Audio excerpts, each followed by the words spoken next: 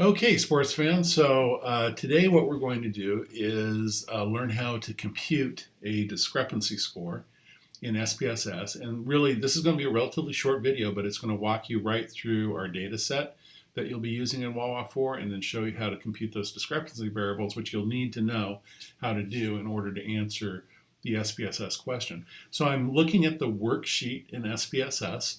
You'll see over here in this row across the top, those are your variables. This first column here, those are the ID numbers for our subjects. So if you just scroll down, you'll see that we go all the way up now to 83, right? So that's 83 couples that are in our database, and it's a combination of surveys from last semester and from this semester. Okay. To look at each variable and what the variables measure, we just go to variable view. So we'll click on here. And you'll see all the variables are listed over here on the left. That's the name of the variable, the type of variable, whether it's numeric, string, or so forth is here. The labels are included under labels, so this will help us in our outputs. And then the values, if we click on this column here, basically it gives us the anchors for our measurement scale. 1 is not at all important, 7 absolutely necessary, and so forth. So if you ever have a question about, what each variable represents, always go to variable view, and it'll help you figure that out. Okay, so let's go back to data view. And really what's being asked of you is to compute new variables. So we had ratings for each partner, each member of the couple, of what, for example, their ideal partner would possess.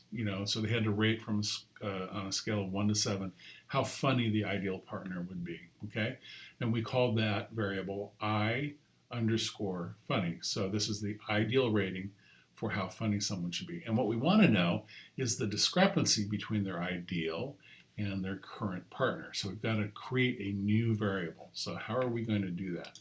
Well, what we're going to do is we're going to go up here to transform, okay?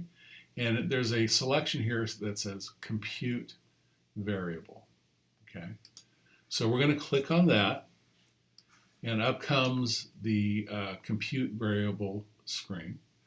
And what we're going to do is we're going to create a new variable. And we go under target variable, and we're going to call it discrep funny, okay? Now, what we're going to want to have happen is if the current partner is rated lower in terms of how funny they are than the ideal that the person had for the partner, we want that score to be negative, okay?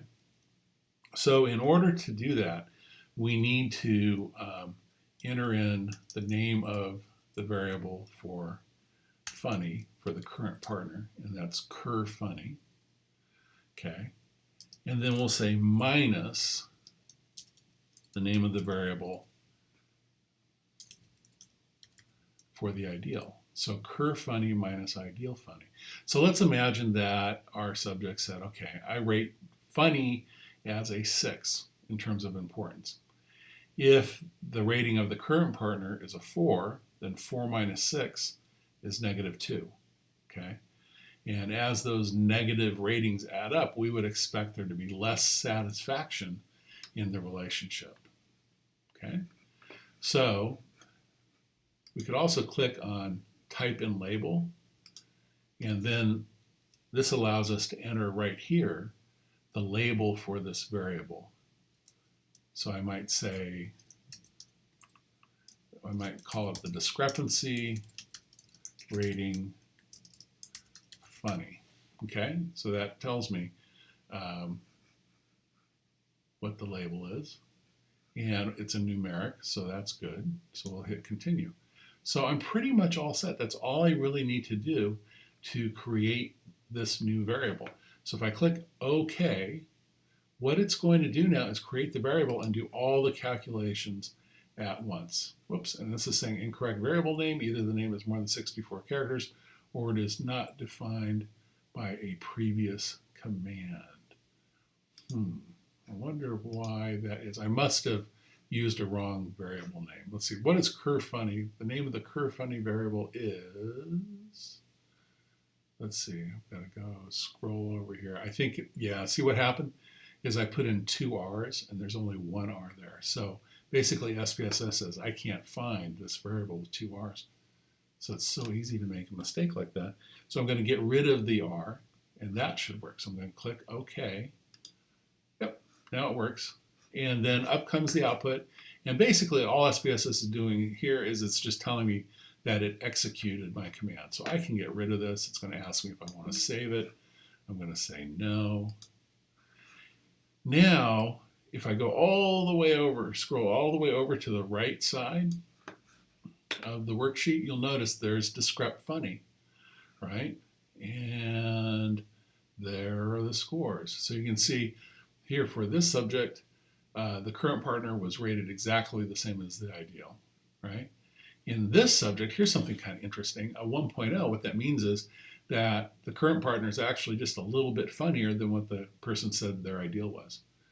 You know, let's scroll down here and see what kind of values we get. We've got a lot of zeros, a lot of ones, negative ones.